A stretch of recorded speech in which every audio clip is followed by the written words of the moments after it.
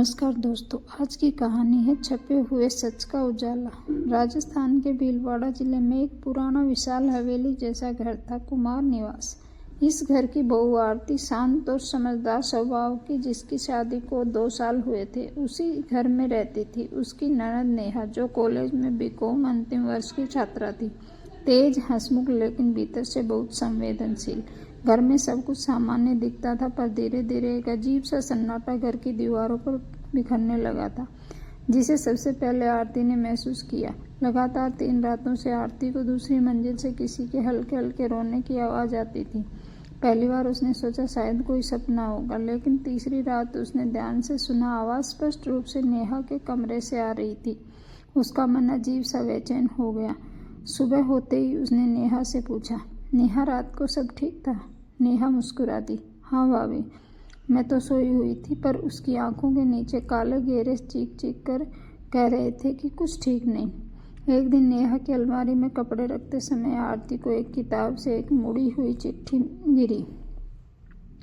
उसमें लिखा था, अगर तुमने घर पर कुछ बताया तो तुम्हारे लिए अच्छा नहीं होगा, सोच लेना। आरती की सांसें रुक गई। ये धमकी किसने दी? क्या कोई नेहा को ब्लैकमेल कर रहा था? लेकिन वह बिना सबूत के किसी को बताना नहीं चाहती थी। उस रात नेहा कमरे में थी। आरती ने उसके कांपते हाथ और खोई हुई नज़रों को गौर से देखा। कुछ तो बहुत गड़बड़ थी।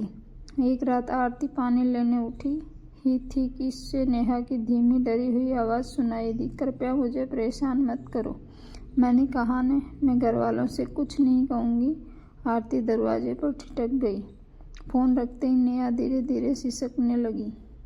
उस पल आरती समझ गई, नेहा बहुत बड़ी मुश्किल में है, लेकिन डर के कारण किसी को बता नहीं पा रही।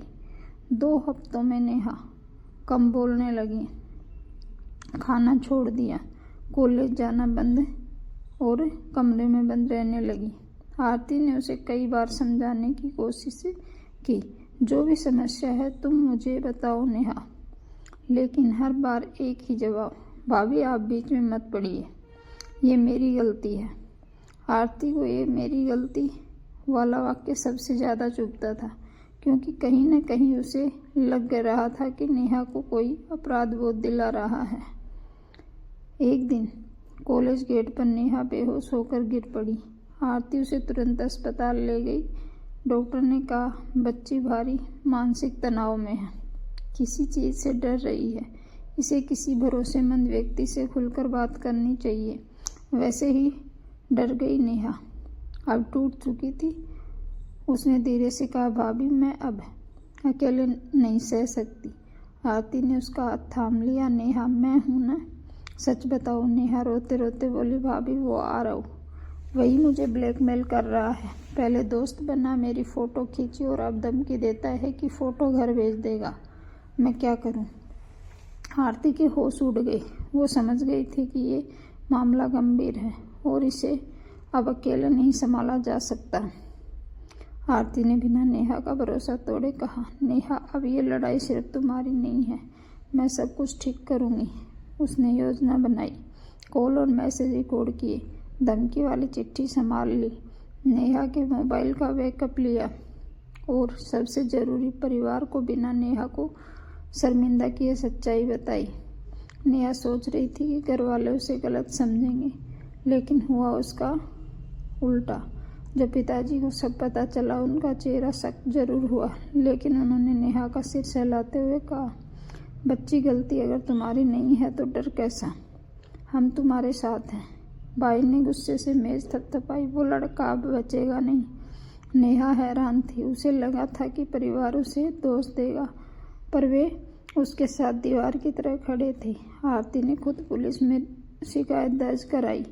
सबूत इतने मजबूत थे कि आरव को उसी दिन हिरासत में ले लिया गया।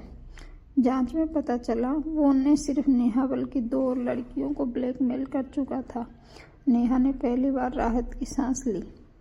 कुछ दिनों बाद नेहा ने आरती से कहा, भाभी अगर आप न होती तो मैं शायद ये सब सह नहीं पाती। मैंने आपको हमेशा गलत समझा। आरती मुस्कुराई। परिवार तभी पूरा होता है नेहा, जब हम एक दूसरे की मुश्किलें बांटे, दूरियां नहीं। उस दिन के बाद ननद भाभी का रिश्ता बहनों जैसा हो गया। लड़कियों की सबसे बड़ी ताकत उनका परिवार होता है। डर, धमकी और गलतफहमियों से सच कभी नहीं दबता। अगर एक परिवार साथ खड़ा रह जाए तो हर मुश्किल हारती है। धन्यवाद। कहानी शेयर जरूर करें।